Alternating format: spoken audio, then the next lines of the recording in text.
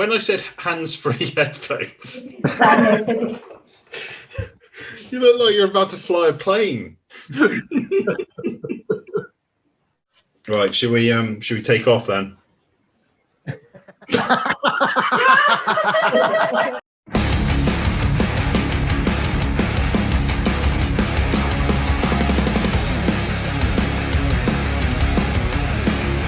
Hey everyone, and welcome to another episode of The Grumpy Dads. Before we go on, please do hit like, please do subscribe to our channel and hit that reminder button, because that way you'll know whenever we've got new content going up. I want to welcome, as always, Chris. Hello, mate. And this week we've got the amazing Laura, a personal friend of mine. How you doing, Laura? Good, thank you. How are you? Yeah, I'm very well. First thing I am going to say is I was winding you up. There isn't a live broadcast and there isn't 6,000 people watching. This is literally just a recording. So I'm sorry. Pure evil. Pure evil. I thought I was going to have to put the Cali Paint voice on. As always, we're going to kick off with Icebreaker Antics. You've watched an episode, obviously, but I'll explain to the people at home. It's changed ever so slightly, though, because it's not all 1-star reviews. I found a great 5-star review. So that's been thrown in there. So I scour the net looking for products. And then what I do is I find the funniest ones, and you've got to guess the product based on the reviews I read out. You get 3 reviews. If you guess it on the first review, you get 3 stars. Second review is 2 stars. And the last review is 1 star. First product.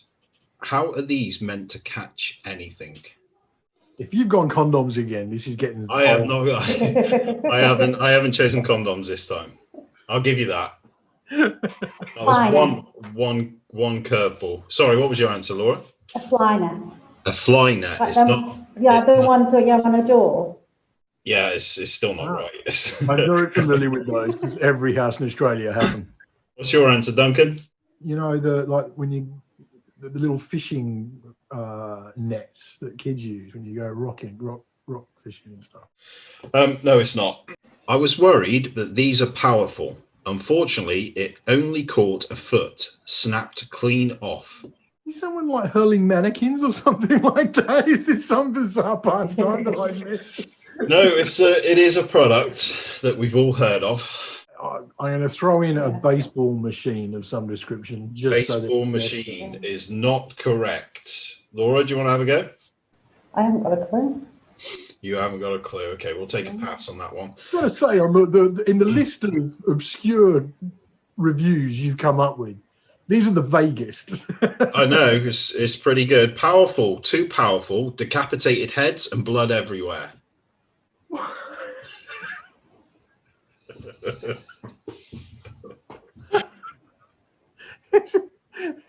Is this French product by any chance? No, this is a widespread product. In fact, if you've got a infestation of some sort. Oh, it's a mousetrap. There we go, a mousetrap. 1 star. I'm sorry, I let you down there hugely, Laura. We are into new territory because these are 5-star reviews. A lovely shape, sleek with a big head. Stop being a child. You see why I chose this? I'm going to go for a hairdryer. A hairdryer? A hairdryer? It's wrong. Some kind of, I'm going to go for like a porcelain animal or something like that, like a model of an animal. So I like the thinking. It's a good guess, but it's not right. Second review. The feel of this is so soft and firm, a joy to use.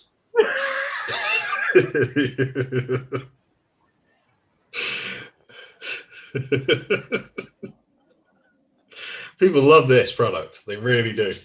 What is going through your mind right now, Laura? Well, I don't really want to say there's children in the next room. Yeah, do like hand movements of what you think it is.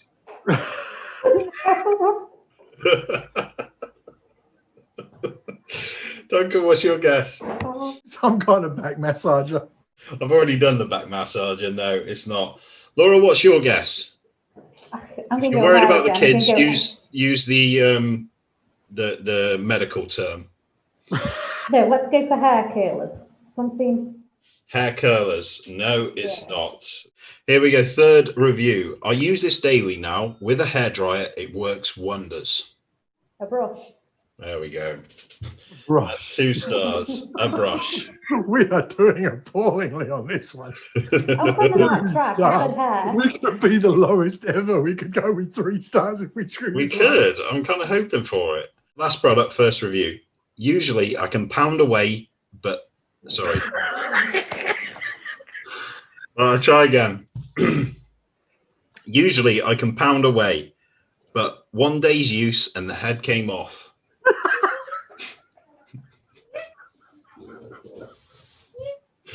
Oh.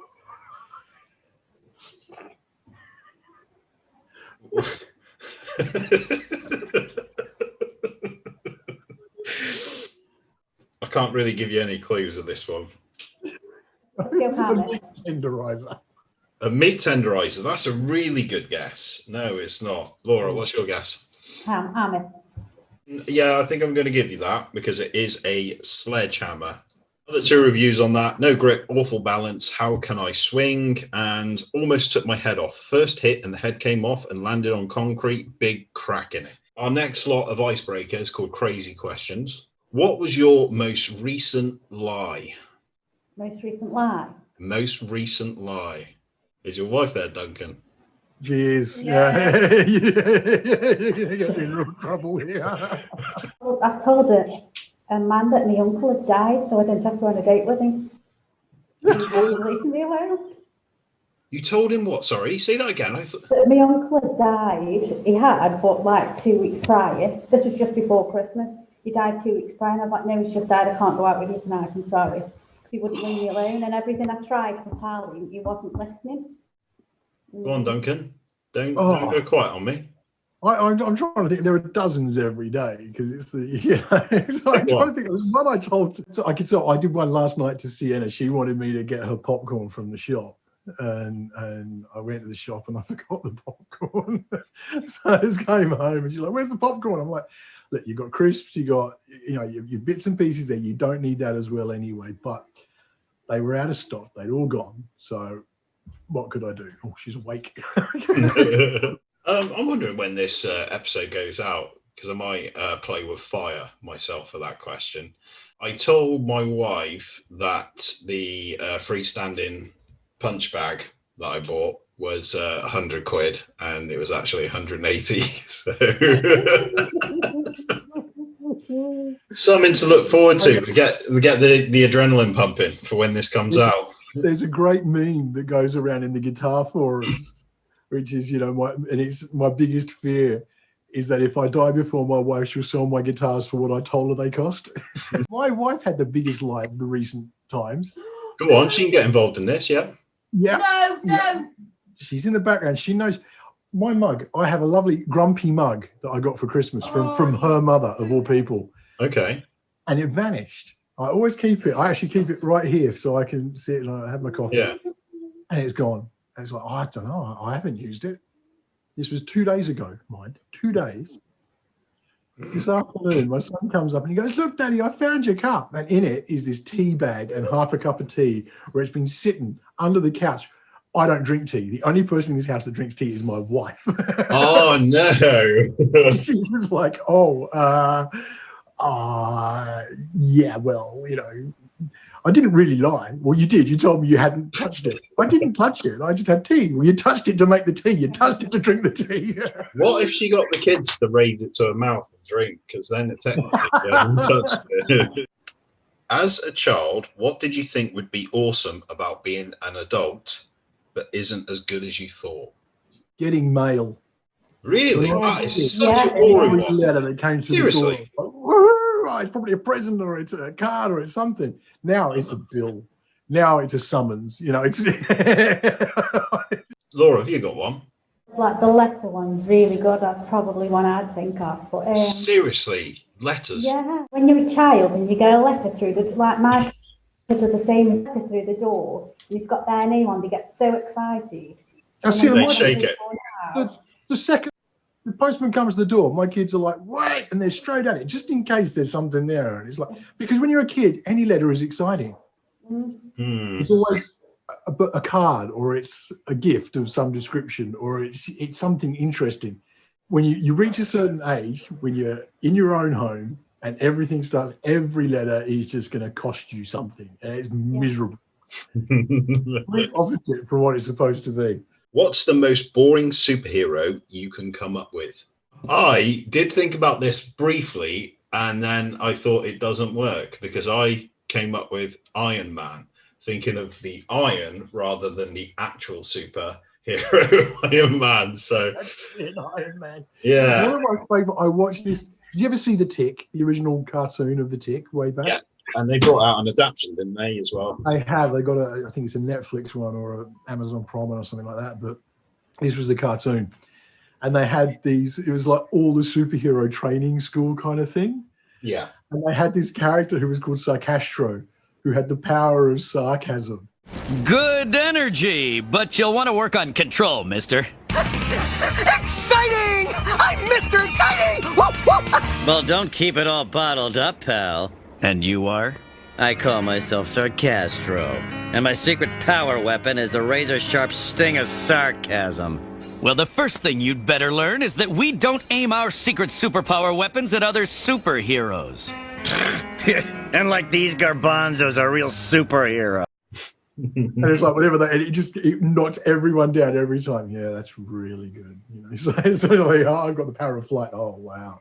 So you can go flying around. What do you do? You know, the best superpower ever. I think Keir Starmer stole it, but there was a superhero in South Park called Captain Hindsight, and he would have come down and then tell people what they should have done, and then he would fly off and they would all thank him, even though a building's burnt down or something. Make one up, right? The lamest, most pathetic superhero you can think of. The dog walker. I'd love someone walk my dogs for me. What's something that all your friends agree with? Trump's an idiot. I have had to block somebody on social media because every single post she puts she thinks Trump is an absolute god. So I've had to block it because I can't. That's a blocking. Just seeing what she puts on and everything's a conspiracy theory, and I'm just like, I don't know what world she's living in. Thanks for joining us, Laura. We always like to discuss a bit about our guests. Obviously, I know you personally from Stoke-on-Trent. Have you noticed a big difference since this second lockdown has come into effect where you are? If I'm honest with you, I left the house for the first time since the week before Christmas. Yesterday, we went to do a bit of shopping yesterday. Yeah. And that's the first time since the week before Christmas we've left the house properly. Really? We isolated the last week just so my dad and my brother could come over Christmas Day. So we isolated for the last week. I had the children off school and we isolated for a week prior to Christmas. And then we stayed in. We just stayed in. We haven't been out the house. Wow. I went out yesterday for the first time, and it was, I think the roads were so much more busier than they were the first lockdown. However, we went to Tesco's and there was no more than 10 people in there. You've got 4 children as well. Obviously, you've mentioned that you were isolating and staying in. How have they coped? Kiesa, not so much. She's had to go back to school today. Oh, really? It's first day back in school because she just couldn't cope yesterday she had a meltdown from 9 o'clock in the morning till 5 o'clock in the evening. Yeah, so Kiesa's gone back to school. Yeah. But she's coming. She's a massive change in her day one. She's happier, she's more settled. But the others are absolutely fine. You mentioned Chiesa, and she's SPD. Am I getting the terminology right on that? Yeah, so SPD, sensory processing, attachment disorder slightly, and we are questioning now because schools help, thankfully, ADHD as well. She received much support from the school? Only since the first lockdown. Only since the first lockdown. Yeah, because she really struggled. It was a 14-hour meltdown she had, and there was no breaks between that 14 hour. It was constant 14 hours meltdown she had, to the point I was crying because I just didn't know what to do anymore. You get to that point, don't you? It's like, what is it? 'Cause my daughter she's PDA, but she's autism. She's got sensory processing disorder and ADHD as well. So I really get where you're coming from. Yeah. Talked about it before on my other channel. We talk about it with you've got an emotional cup inside, and it can take so much before it all spills over. And for a lot of us, it empties and flows through the day, and we're okay. And if we're particularly upset, then that's when we have our little moments, and it all spills over. But for people like, it sounds like your daughter and my daughter, that's almost constantly full. So it only takes the smallest thing, and there it goes. If you've got a day where it's already that high, every little thing just antagonizes and makes it that much worse, doesn't it? Yeah. What are your biggest daily struggles? Let's say for all four. How does she interact with her siblings? So with Chiesa, she struggles with emotions and to express them. So, say for instance, you brush past it and it's very, very gentle. Chiesa thinks that you're harming it and you want to hurt it. So that can be a struggle sometimes, because then she gets very upset and then she starts shouting at the other children. And then, although they understand, sometimes they're like, we're doing nothing wrong, and they can get quite upset and frustrated at times as well, because they've been shouted at and they've done nothing wrong. But Chiesa doesn't process it in that sense. So that can be a massive struggle, especially with the younger two as well, because they haven't got as much understanding as Brianna, because she's 14 in a few weeks' time. Are they becoming more aware of her difficulties and how to adapt to make it more? Definitely. Yes, I mean, they know now that if she's feeling upset or she's feeling a bit lost, they just go off and they do their own thing and leave her to it now, where before they tried to interfere and they try to come up with solutions. Yeah. And they only trying to help, but then it just make the situation worse. But when now we know, take themselves away, let Chiesa do it in her own way and do her own thing, and they go off and allow her to do that now. After, because 4 kids, it's got to take its toll. What do you do to wind down? Well, I'm working from home at the minute. I'm working with children who've been sexually abused or abused quite badly, and in the sense that's my job role now, but I'm able to do that from home. So at the minute, as well as homeschooling, the 3 of them now, Chiesa's gone back to school, and that I'm not really having any time wind down. It's sort of 3 o'clock in the morning where I think I can finally go to sleep, kind of thing. Do you have any, like, a support network around you to help out, or? Yes, I do, but it's like they all work as well. Everybody works and stuff, so it's when they can come and help out as well. Yeah, of course, and lockdown's going to make that difficult. Yeah, my dad's a very good support, and my brother, but because Dad's got COPD, that then he puts him at risk. So then he's having to shield, so I've not got that support so much as I normally would at the minute. Thanks for joining us, everyone. That's all for this week. I want you to make sure you do subscribe, hit the like button, and ring that bell so that you know when we've got new content coming on. I want to thank, as always, Chris. We want to thank our pilot on this episode, Laura. Thank you so much for joining us, Laura. Thank you. I'm going to go to Spain or something now. Thanks, everyone. Stay safe, and we'll see you next time.